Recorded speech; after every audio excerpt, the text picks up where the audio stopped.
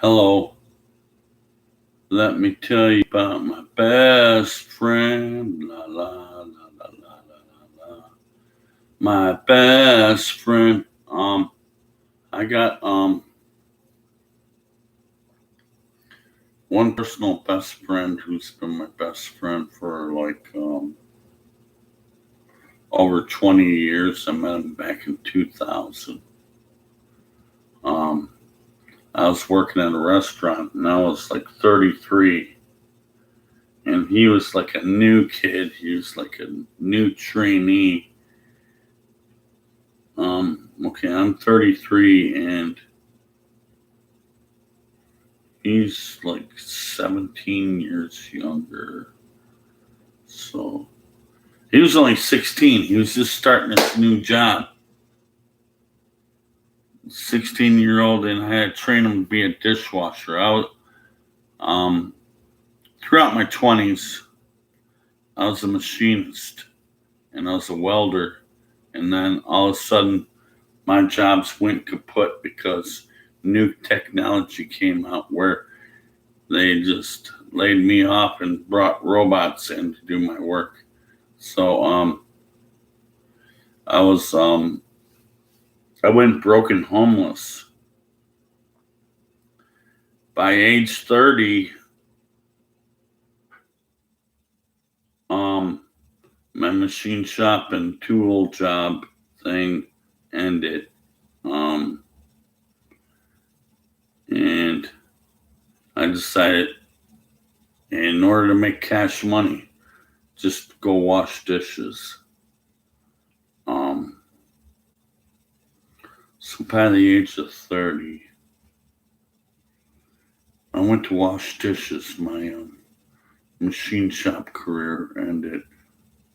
Wash dishes. Either go homeless or wash dishes. Actually, the pay rate didn't go down too much because back when I first started working, when I was 18, the minimum wage was $3.75. By the time I was 20, I went through a college course to learn how to do the machine shop trade, about using a Bridgeport and a lathe to make metalworks.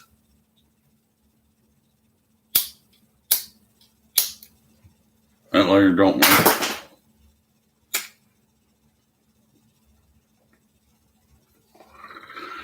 From the time I was 18, graduated from high school, I went through a couple of years of college courses on how to learn how to be a machinist.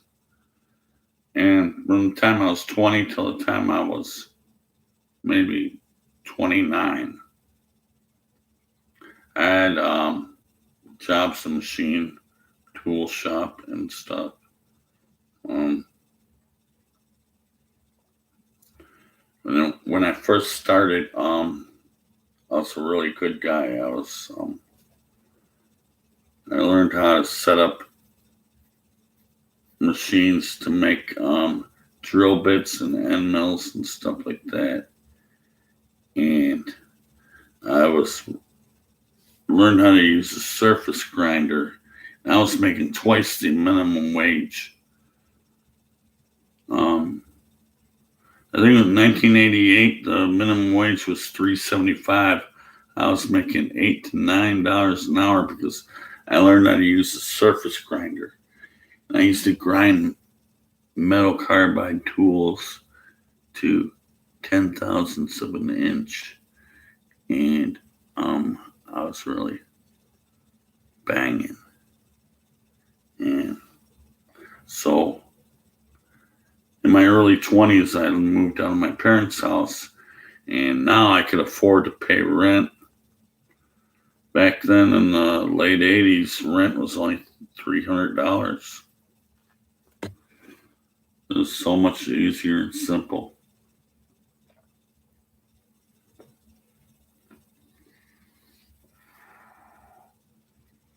While people were making $4 an hour, I was making $8 an hour. I was like pimping. But then I met up with I got my own apartment and I met up with this crazy whacked out bitch next door. She was into drugs and um she had like a boyfriend there, but then she kicked him out and she said, "Why don't you come on in?" And I got some of that fucking pussy. And then want to try some drugs? Yeah. Painkillers and speed pills. Painkillers and speed pills. And then another neighbor was growing a bunch of weed, and we had painkillers, speed. She got the real pharmaceutical speed. She was a nurse, and she got the most powerful kind of painkillers.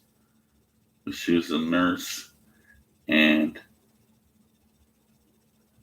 then I found out that I was doing a bunch of speed and painkillers at the same time, and I thought, wow, now I'm really gonna perform well at my job. And I was such a precise grinder. And then one day, the main boss said, "You're doing such a good job. We got 1,000 parts here, but I don't want you to scrap a single one." And when I first got hired in, I was sober and drug free, and then all of a sudden I started getting fucking really high, and I fucking torqued down on the grinder and busted a wheel and fucked up shit, and they fired me on the spot.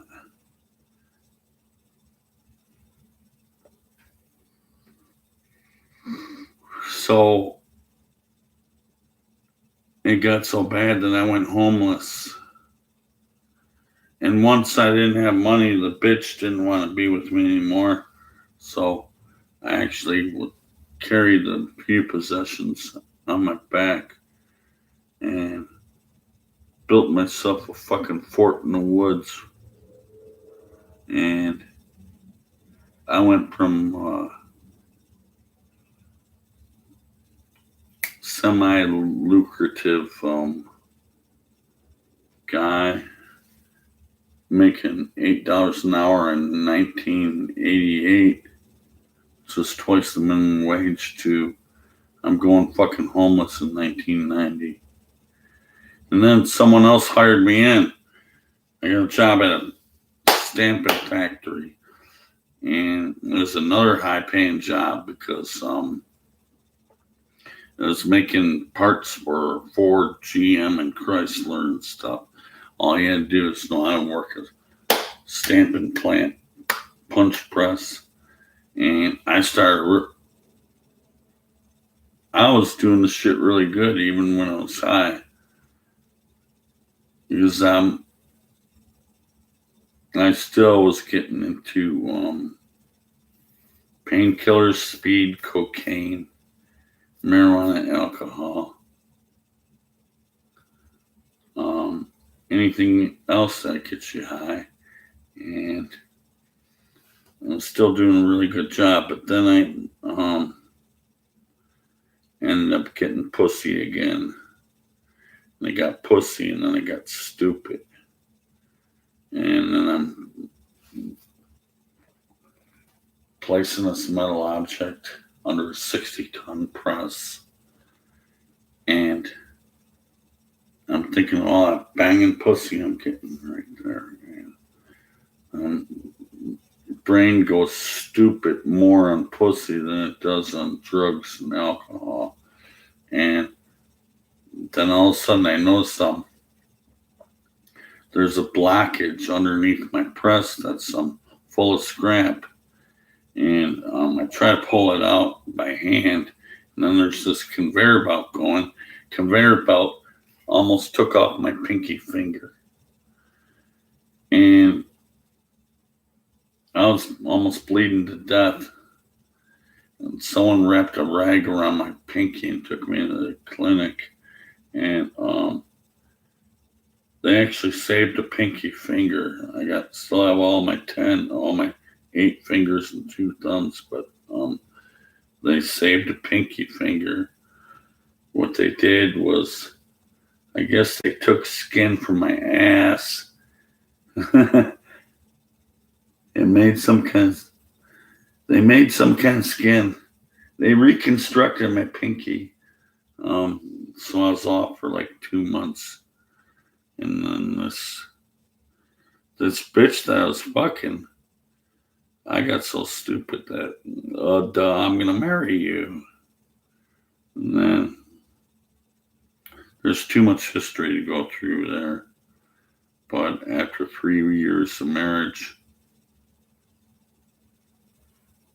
it was done that I decided to purposely fuck it up. See, she was a Christian. She says, I want you to give up your evil ways. And I want you to follow the Lord. If you can follow the Lord, you can have me. But if you don't follow the Lord, you cannot have me. The thing of it is, she gave it to me before marriage, which was unchristian. That was breaking one of her commandments. She gave it to me before marriage. But I was a dumb fucking when I had married her anyways. Only lasted 3 years.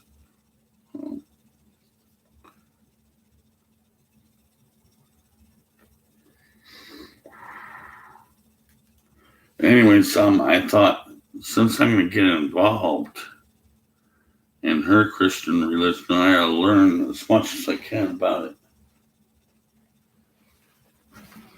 So I read this thing over and over and over and over again.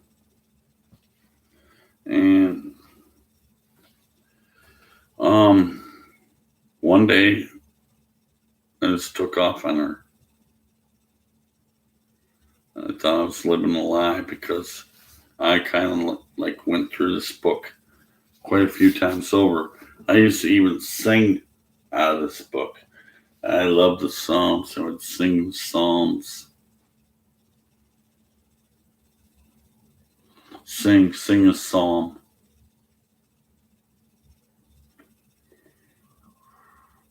I was so on fire that I actually became like a Christian evangelist, where I was going out on the street and saying, "Hey, you know Jesus? I'm gonna tell you why you have to know Jesus. I don't want you to go to hell now, dude." So,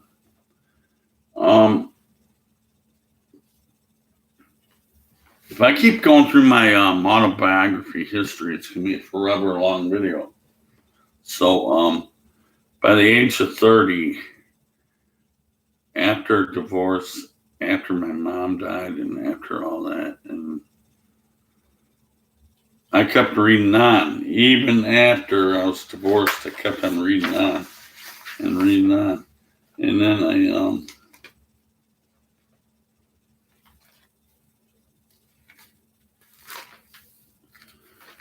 I would sing the Psalms, sing a psalm.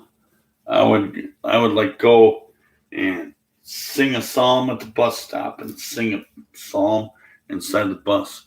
And I'm wondering, why are people looking at me so angrily, like they want to kick my ass?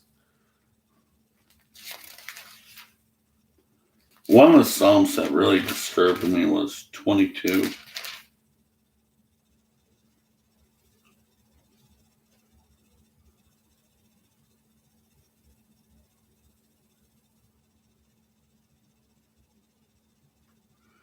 Actually, it's 21. Pardon me, 21.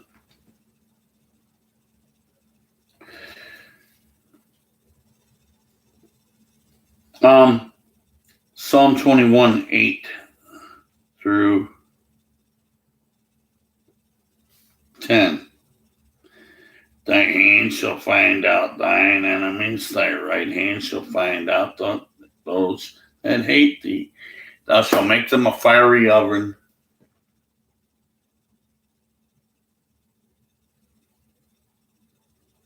In the time of my anger, the Lord has swallowed them up in his wrath, and the fire shall devour them. Talking about burning children to death.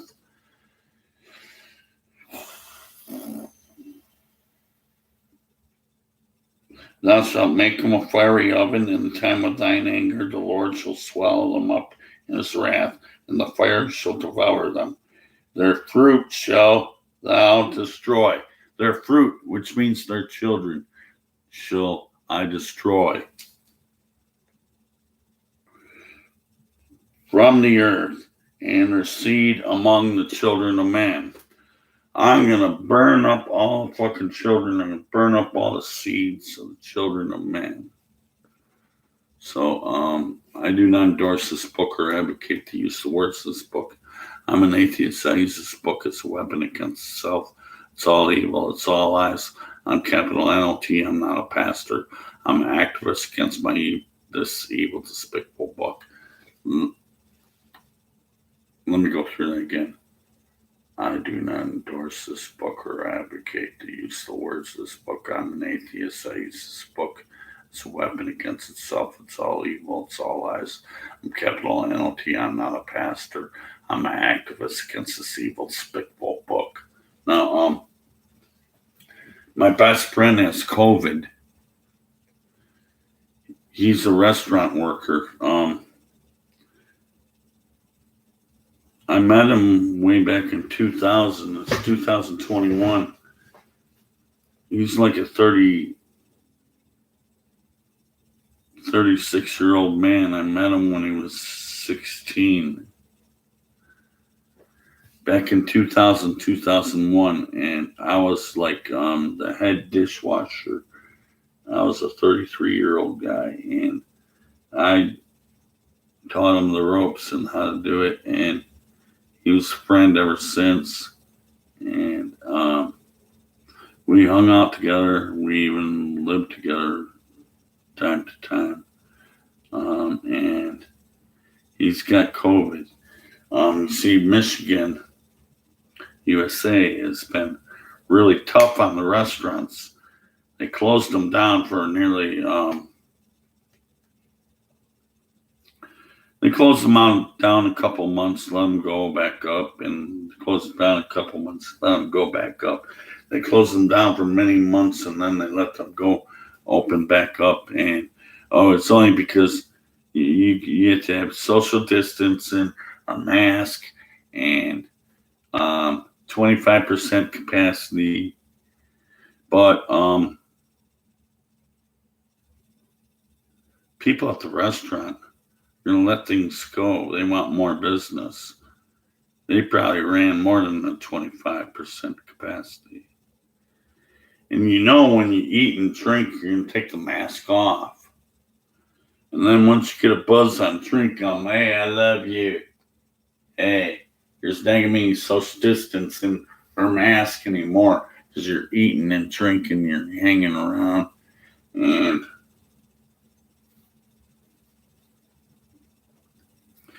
he went from my trainee to running a restaurant himself. Like, he's the kitchen manager. He's above all the staff, but just below the owners. And they had to fucking rely on him. Now that he's got COVID, they're going to shut down for a couple weeks. He runs the show.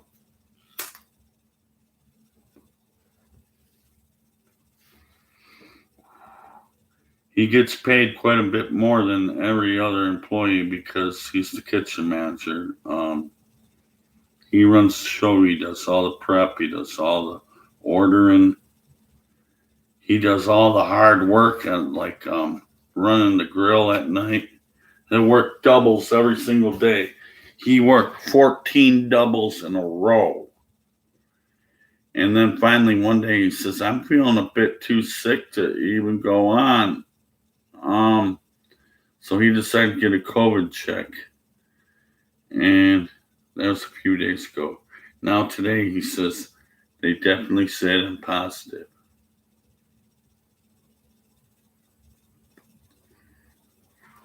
So I've been depressed and sad all day about that. He's my best friend. I don't have very many personal best friends. A few of them. He's one of them. Like I said, he's been a friend for 20 years. Now, sometimes when we talk together, he claims that he's not a Christian. He's not a Christian, but he's not an atheist. He doesn't even categorize himself in any of the Dawkins scale where, oh, I'm a strong atheist or I'm a strong theist or I'm agnostic or any kind of thing in between. He says he doesn't believe in Jesus or God or the Bible. But when I start quoting stuff out of the Bible, he's going to say, aliens.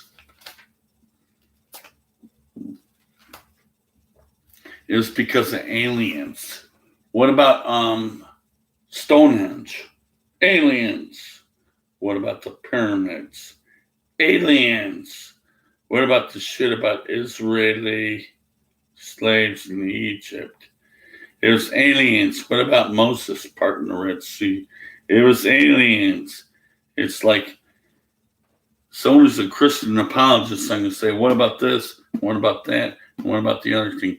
They're going to say, because it's God, because it's God, because it's God. But if I read the Bible to this guy, he's going to say, that's because of aliens.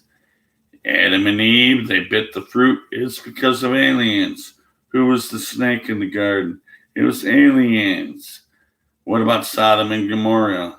It was aliens. The Tower of Babel. It was aliens. This and that. It was aliens. This and that. It was aliens. Aliens. This guy has been watching way too much cable TV because he could watch History Channel around the clock and believe everything they say. And you know that ancient aliens dude, Giorgio, he'll believe everything he says. What about the pyramids? There's ancient aliens. What about Stonehenge? Ancient aliens. What about these weird fucking statues that are in South America? What do you call them, on the Easter Island or something, where it's fucking aliens. It's fucking aliens. I'm a History Channel guy and I'm Discovery Channel guy, and this guy never reads, doesn't even give a fuck about the Bible. But if I start saying shit about Bible, he's gonna say that's because of aliens.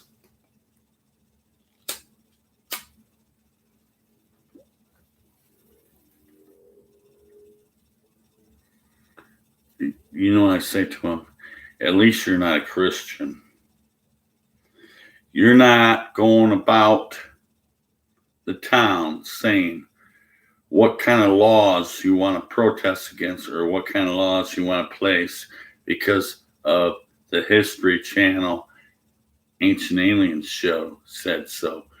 I'm going to go door to door and say, hey, have you heard of Giorgio, the Ancient Aliens show?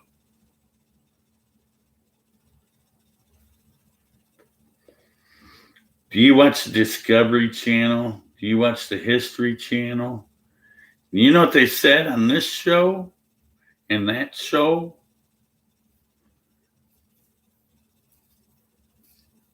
Anything on the History Channel is true. Everything. I'm going to go door to door and tell everyone History Channel is true.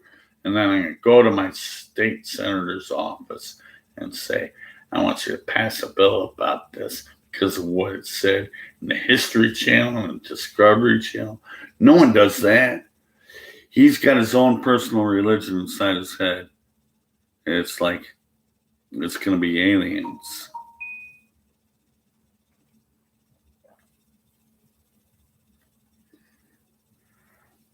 Anyways, I was really concerned about this guy. A lot of shit's going on my phone. What the fuck?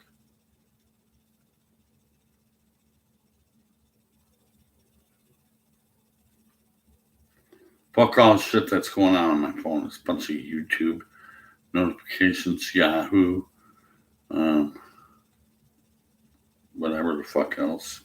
Okay, it's done bleep, bleep, bleeping.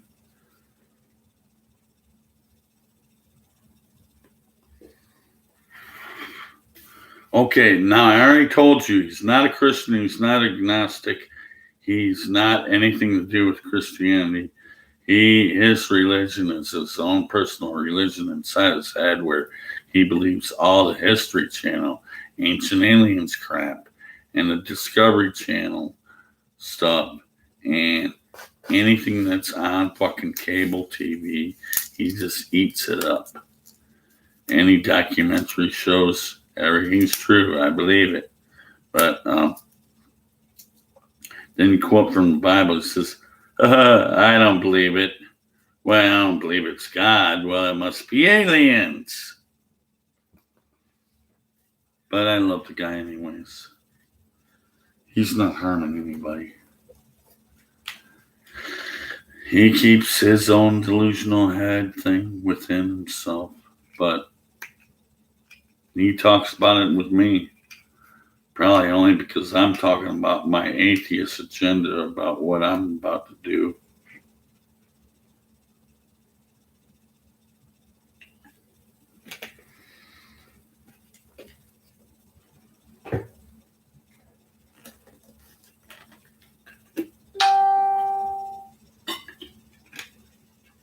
So he works 14 days in a row, double shifts.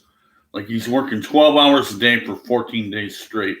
And all of a sudden he says, I'm feeling too sick. I can't go on. I need to take a day off. And the owners of the company were not even allowed to take the day off. So he had to bribe one of his co-workers. Just work this shift for me. Here's $100. Do it. He was so sick, he had to bribe someone $100 just to cover one of his shifts. And then like nearly a couple days after, they decided to close down the restaurant because come here tell that there were a couple other people complaining of sickness, and there was a little COVID outbreak there.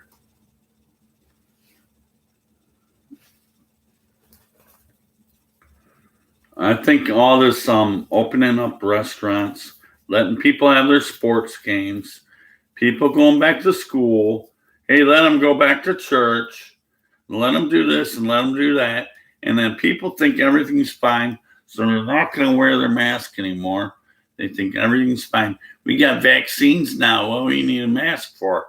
Hey, it's still out there. It's still fucking killing people. 600,000 people died or something, you know.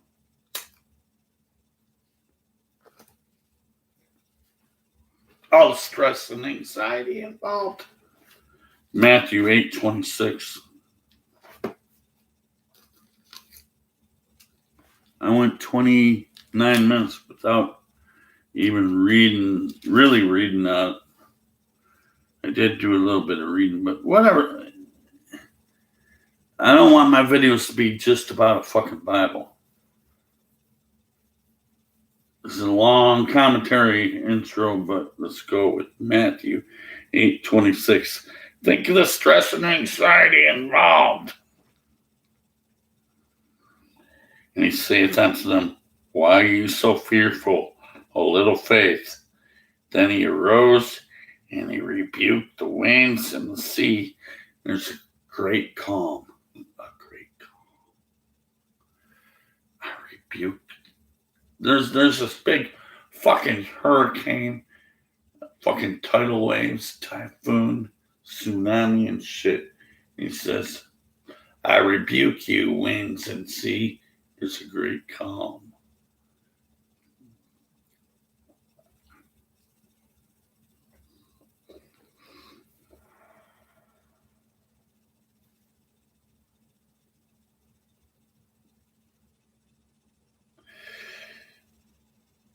Matthew 8:27. But the men marveled, saying, what manner of man is this, that even the winds and the sea obey him?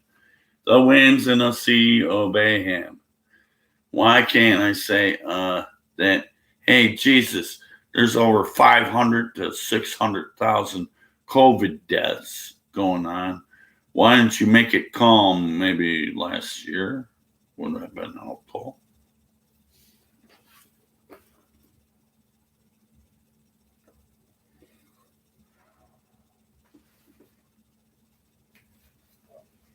Mark 4:39.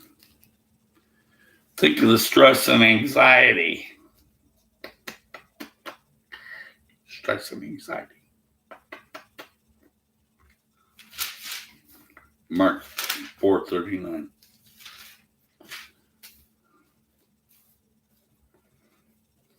Not there.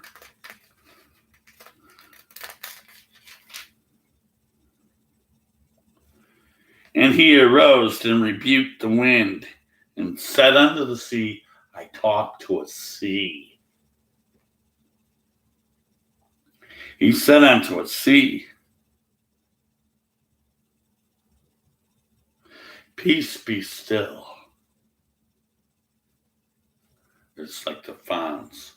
Hey, sea, whoa. It's like, hey, wind and sea, hurricane, typhoon, tsunami. You could be calm right now, because I said so.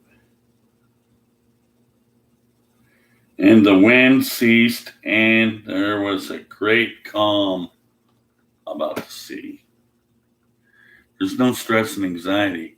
There's a great calm, because your magical wizard called Jesus said so.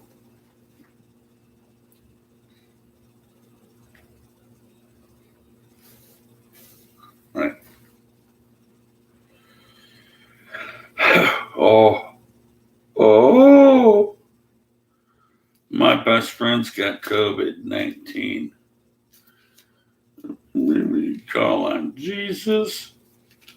Give me a call on my best friend's got COVID-19. He's very sick. Matthew 10:1.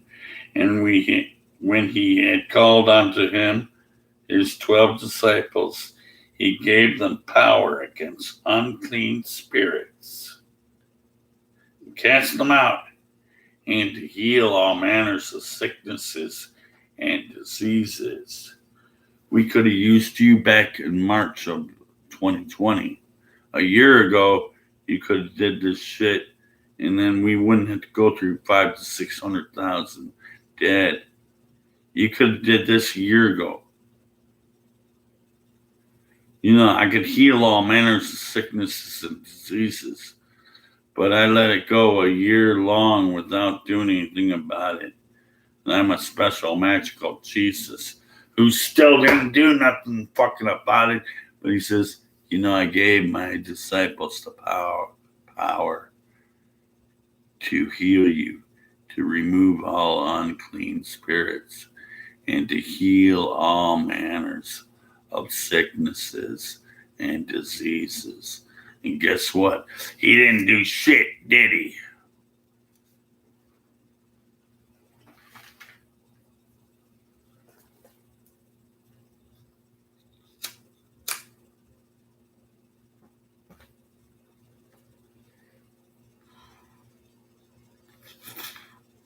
Matthew 10:1 says, I could heal all manners of sicknesses and diseases. But did he? No, I'd rather let 500 to 600,000 people die from the COVID-19. And I could have exercised Matthew 10:1 to begin with in the beginning of last year. I could have said Matthew 10:1, heal all manners of sicknesses and diseases, and it would have been all right then, wouldn't it?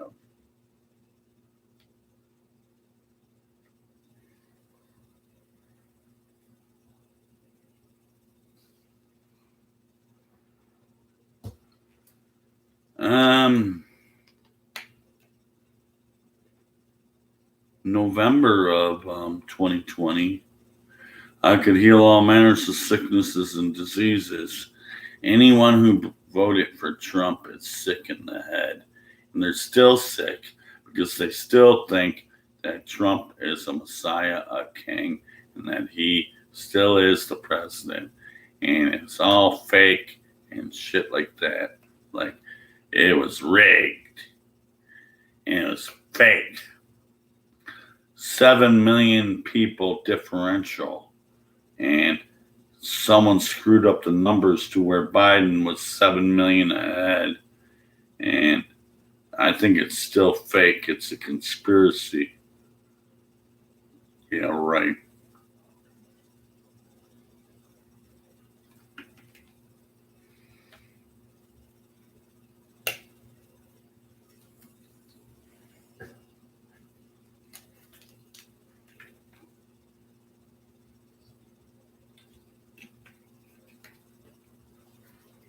I could heal all manners of sicknesses and diseases. Matthew 10:1.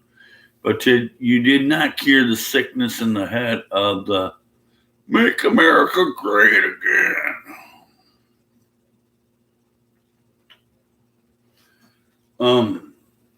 Okay. My best friend, he's got COVID. He's not a Christian or an atheist or an in-between. He's an Ancient Aliens, History Channel and Discovery Channel kind of believer. And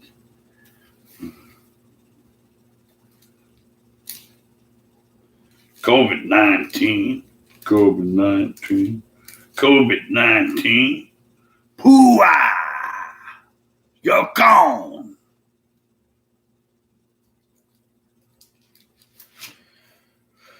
Mark 3:15.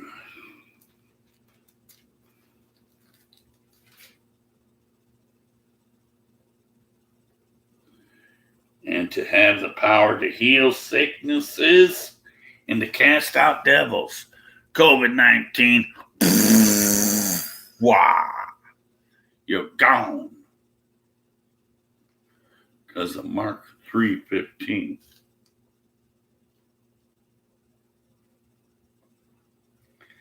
And to have the power to heal all sicknesses and to cast out devils. I give it to you. What happens next? Mark 6:5.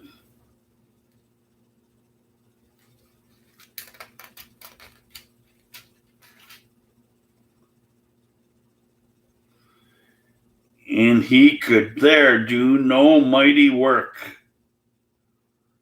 And he could there do no mighty work. He laid hands on a few sick folk and healed them. But there he could do no mighty work. He could do no mighty work in Mark 6:5. That means that it's not all perfect. I could heal all. No, you cannot heal all because Mark 6:5, it says, and there I could do no mighty work.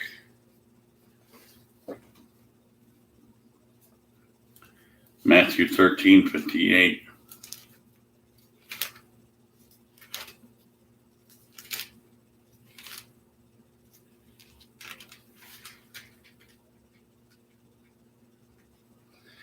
And he did not do any mighty work there. Matthew 13:58. And there he did no mighty work there. It's because of their unbelief.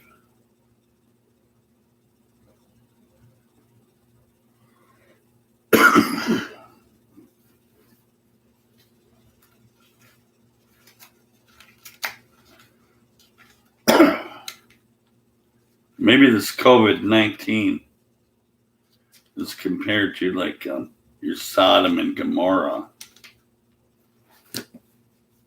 Sodom and Gomorrah. Genesis 19, verse 26. How did your God protect you there? I'd say he fucking didn't do anything because he said he didn't do anything.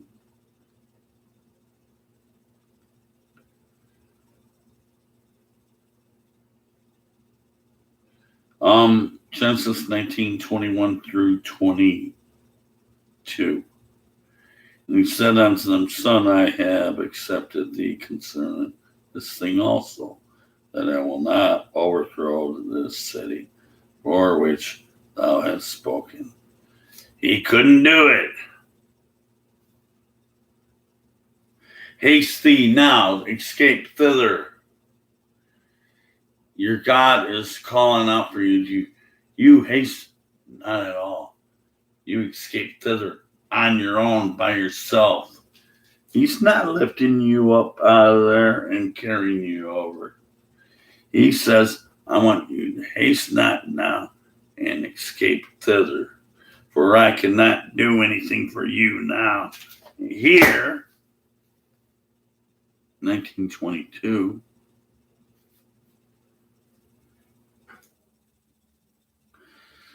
haste thee, escape thither, for I cannot do anything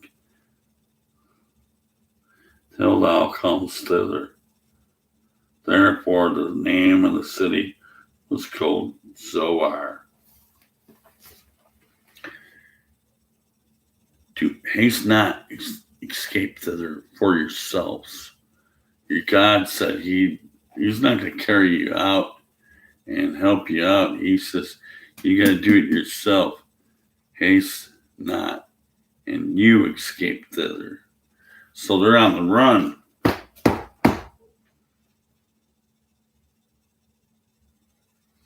And 1926, but his wife looked back from behind him, and she became a pillar of salt. Surely didn't help out the wife there. I think she fucking died.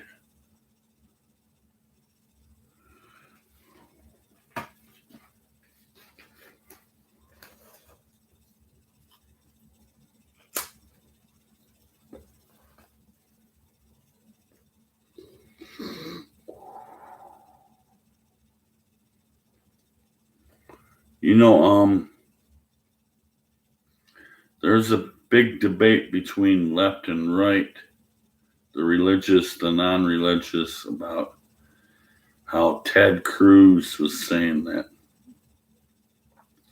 I believe in thoughts and prayers. You say you don't believe because you just hate God. You hate God, but that's why you don't accept thoughts and prayers, because you hate God.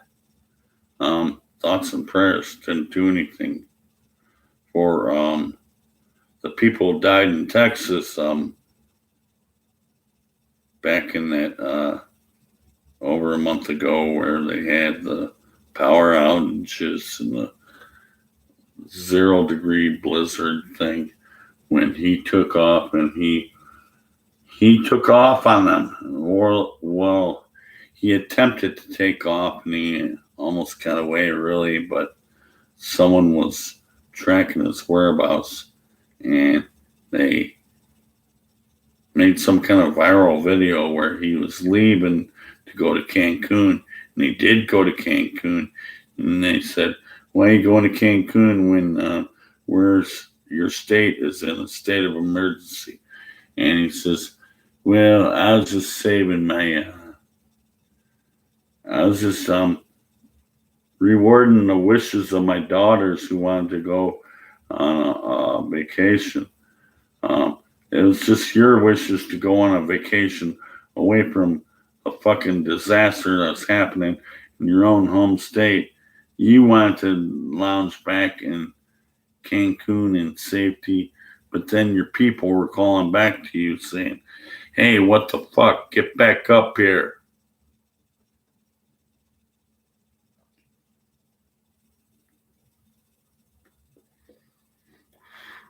But it's the thoughts and prayers that help. Thoughts and prayers were not part of your design when you were getting the plane tickets to take off on your own people that were about to face imminent disaster kind of fucking thing, where they went a couple weeks without power. They went over a week with 0-degree temperatures, which is quite unusual and very unheard of and odd for Texas. They don't even know about 0 degrees. They don't have winter coats or snow shovels. They don't even know how to. They don't even have heat in their homes. But Thoughts and Prayers guy says, thoughts and prayers are not going to work. I'm going to run to Cancun.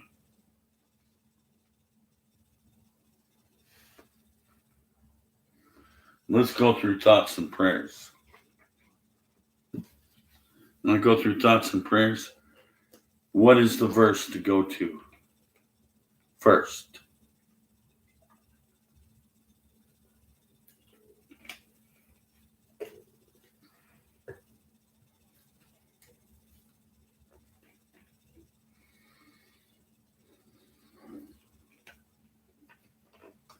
Oh, my thoughts and prayers, my thoughts and prayers. Matthew 7.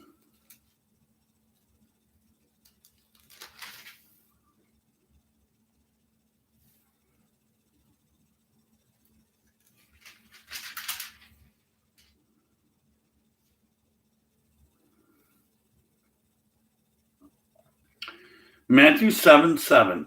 Ask and it shall be given unto you. How about no power outages for weeks on end? How about you didn't freeze the front door of my home?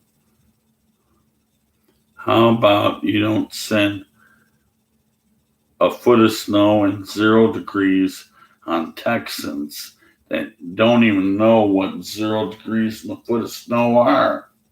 They don't know how to handle it. But God's looking down and saying, ha ha ha, you're fucked. Hey, Ted Cruz, kind of slip away.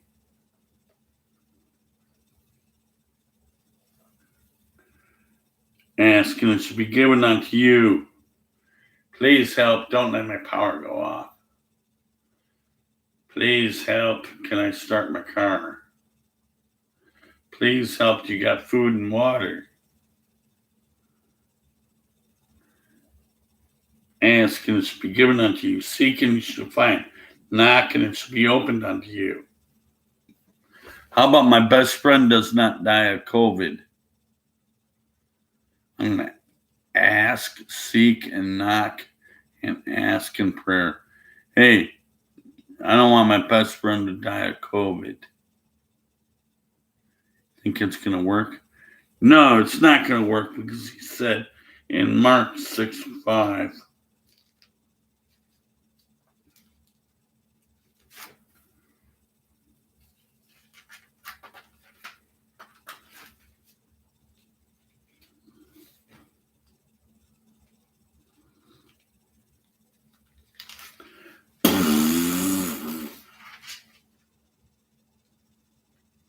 And there, he could do no mighty work there. He could do no mighty work there. Are you going to let my best friend live? I could do no mighty work there in Mark 6:5 and Matthew 13:58. I was going to say.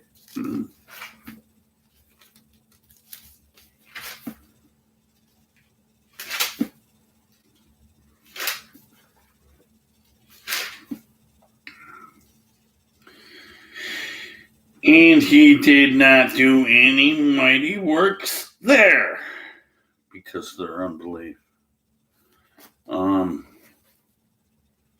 Yeah, my buddy, he is an unbeliever. He doesn't believe in a Jesus, but he believes in Giorgio. If you can replace the word of Jesus with Giorgio of the Ancient Aliens channel. What if Giorgio says, I can do not no mighty work for him?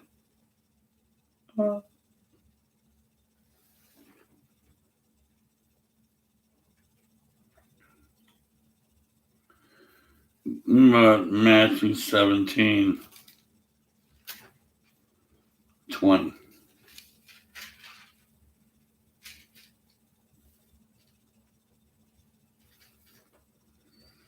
And Jesus said unto them, because of your unbelief, for verily I say unto you, if you have faith as the grain of a mustard seed, you shall say unto the mountain. You could talk to a mountain and say unto the mountain, remove hence yonder to another place, and the mountain will obey you. Hey, mountain, get out of my way. I want you to move on to yonder place. A big 20,000 foot mountain is going to obey you. Hey, I'll get out of your way. Right, sure.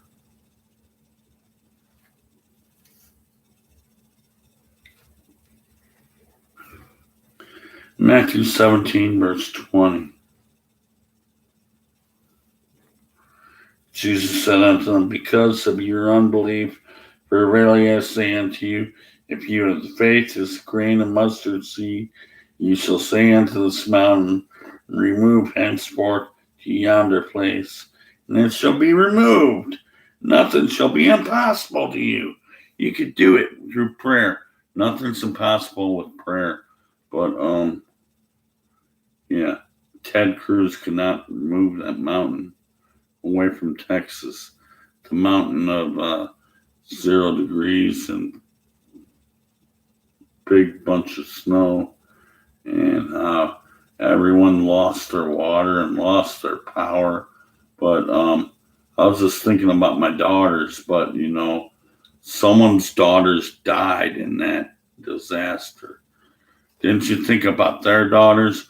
Wouldn't you have bought them plane tickets? Why didn't you buy the plane tickets of the dozens of scores of people who died? They could have used plane tickets to Cancun too,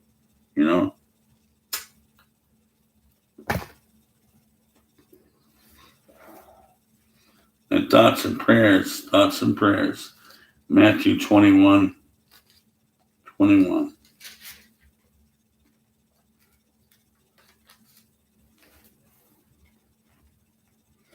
Jesus answered and said unto them, verily, verily, I say unto you, if you have faith and doubt not, you shall not only do this which is done to the fig tree, but you shall also say unto the mountain. You can talk to a mountain. Remember what I did with the fig tree? You can do the same with the mountain. Say to the mountain, remove henceforth to yonder place, and it'll be removed for you, if you doubt not and have faith. And cast it into the sea.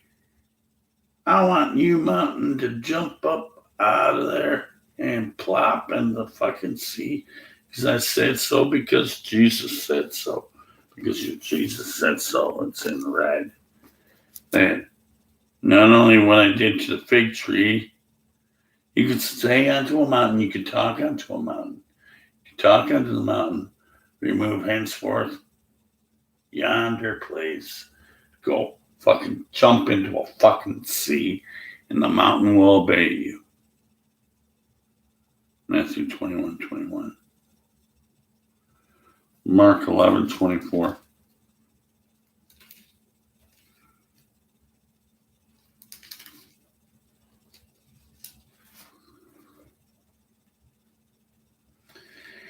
Therefore I say unto you, whatsoever things soever you desire when you pray, believe that you receive them, and you shall have them. What are the lottery numbers tonight? I can use the lottery numbers. I want to retire, Jesus. What are the lottery numbers tonight, Jesus? What are the lottery numbers? What's the Fantasy 5, the Powerball, the Mega Millions, and all that shit? What are they going to be, Jesus? Mark 11:24. Therefore I say unto you, whatsoever things you desire, and you pray, believe that you receive them, and you shall have them. I don't want my best friends to die. How about that? Don't let them die. Hey, I asked you, and you receive it because you believe it. And guess what? People die anyways. It's going to happen. Oh, please don't. Oh, please don't. Ask, and you receive everything that you ask for. And you believe it then. Everything you ask for, and you believe it then. And everything you ask for, everything you ask for, everything you believe it then, it's going to happen. But why did my grandma die? Why did my grandma die? I prayed about, I asked you, I believe it, that she was not going to die. Guess what? She fucking died.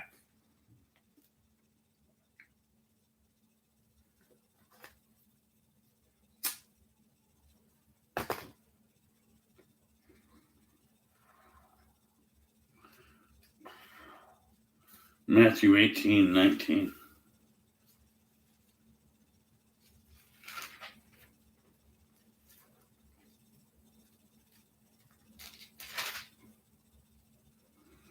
Again I say unto you, that if two of you shall agree on earth as touching anything that they shall ask, it shall be done for them of my Father which is in heaven.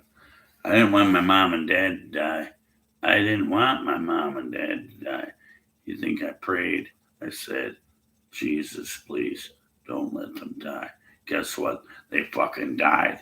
And I asked him, and I believe it's in him, and shit like that. And again, I say unto you that if two of you shall agree on earth as touching anything that they shall ask, it shall be done for them of my Father which is in heaven. For if two or more or three are gathered together in my name, there am I in the midst of them. And you didn't give me my fucking lottery numbers, bitch.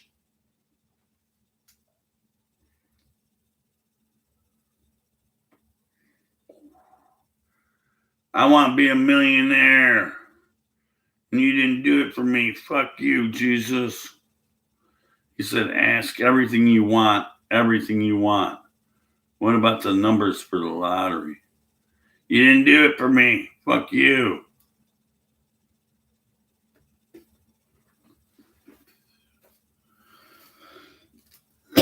John 14.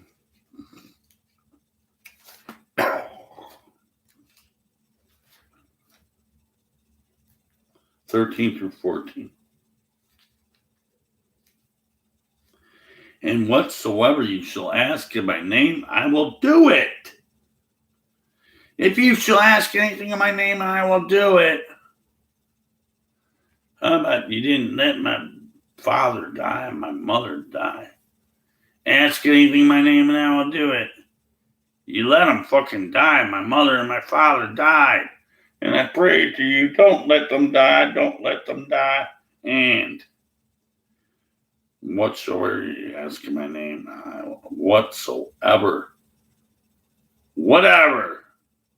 you ask in my name, I will do it for you. Oh, Lord, I need a piece of ass. You know that bitch I saw in the porn site center here? I need to fuck.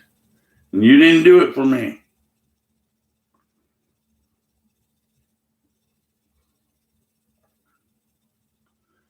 How about you?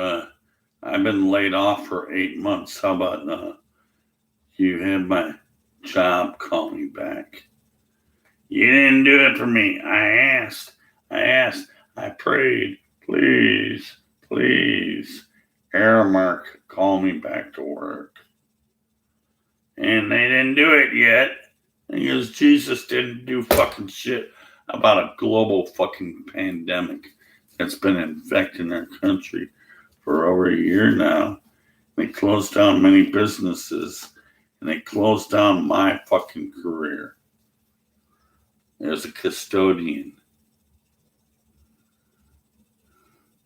And whatsoever you ask my name, and I will do it, that the Father may be glorified in the Son. If you shall ask anything in my name, and I will do it. I want my job back, Jesus. Hey, guess what? I didn't get a call back from my company yet. I've been laid off for fucking 8 months. But I'm still getting unemployment money, but that's thanks to the fucking government. Jesus is not in our government.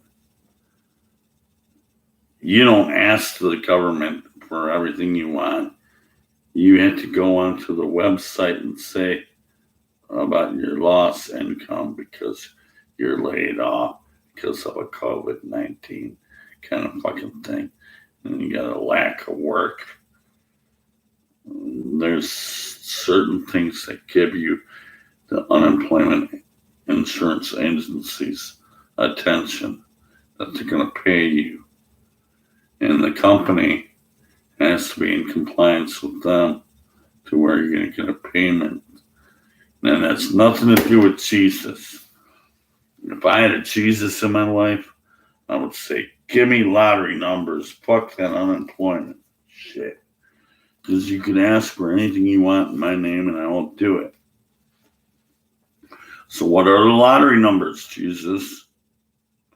He didn't tell me what they are. You know, you can ask everything and anything in my name and I will do it. And he did not give me lottery numbers. Thanks a lot, fucking Jesus.